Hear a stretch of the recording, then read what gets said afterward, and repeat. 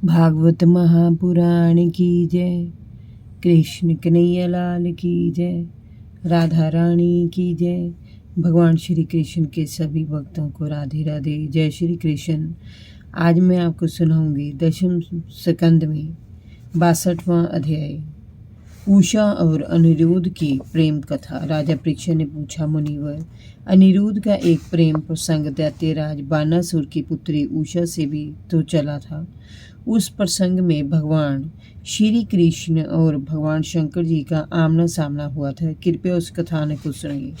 श्री सुखदेव जी ने कहा, राजन, महाराज बलि का बड़ा पुत्र बानासुर था। वह शिव का बड़ा भक्त था और सदैव उनकी भक्ति में रत रहता था।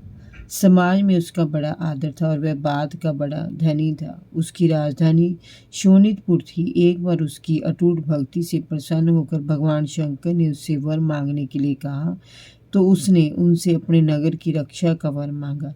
भगवान शंकर ने ऐसा ही होगा कहा और अंतर्ध्यान हो गए। परीक्षित बानासुर की एक कन्या थी जिसका नाम उषा था।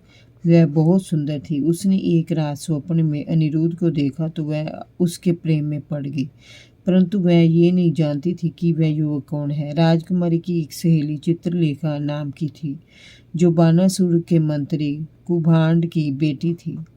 उसने एक दिन उससे उदासी के कारण पूछा तो उसने स्वप्न की बात उसे बता दी। उसने उससे कहा कि स्वप्न भी कभी सच होते हैं, परंतु उषा अपने हृदय से उसकी छवि नहीं मिटा सकी। तब चित्रलेखा ने उषा के बताए अनुसार उस युवक का चित्र बनाया और उसे दिखाया तो वह बोली, हाँ, यही है मेरे सपनों का राजकुमार। इस पर चित्रलेखा ने अपनी योग विद्या से जान लिया कि ये भगवान श्री कृष्ण का पुत्र अनिरुद्ध है। वह अपनी मायावी शक्ति से रात्रि में काश मार्ग से द्वारका गई और अनिरुद्ध को शैया सहित उठाकर शोणितपुर ले आई।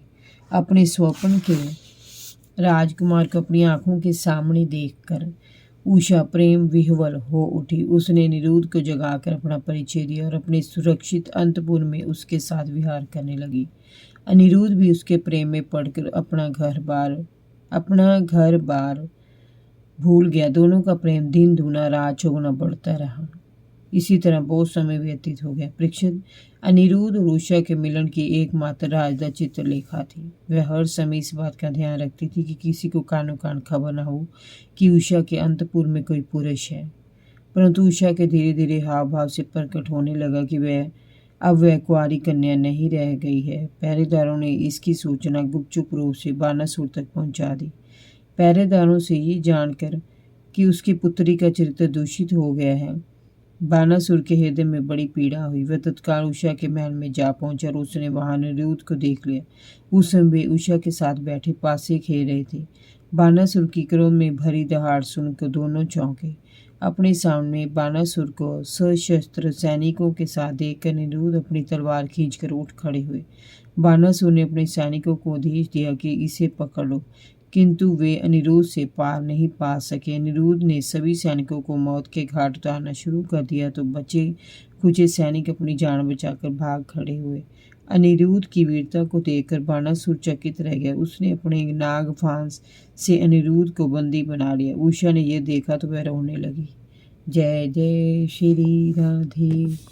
भागवत महापुराण की जय। कृष्ण कन्हैया लाल की जय। भगवान श्री कृष्ण के सभी भक्तों को राधे राधे। जय श्री कृष्ण।